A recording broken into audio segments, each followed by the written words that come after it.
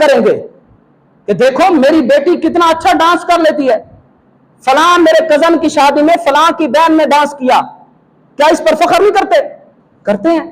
یہ وہ معاشرہ چل رہا ہے۔ حضور نے فرمایا گانے بجانے والی، ڈانس کرنے والی فاحشہ عورتیں، اس پر فخر کیا جائے گا، ان کا ظہور ہو جائے گا۔ پاکستان کے اندر کیا آرٹس کے نام سے ایک ان کو عہدہ نہیں دیا گیا؟ پورا عہدہ دیا گیا ہے ان ناچ گانے کرنے والیوں کو، ان ڈانس کرنے والیوں کو۔ ٹک ٹاک کے نام پر کتنی بے حیائی ہو رہی ہے، کوئی روکنے والا نہیں۔ ہماری ہی بہنیں ہیں، مسلمانوں کی بیٹیاں ہیں، ہماری غیرت کہاں ہے؟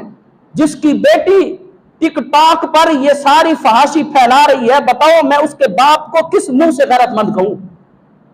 تو نبی کریم علیہ الصلوۃ والسلام نے فرمایا کہ گانے بجانے والیاں عام ہو جائیں گی، ہر گلی محلے میں مل جائے گی۔ یہ قیامت کی نشانیوں میں سے ایک نشانی ہے۔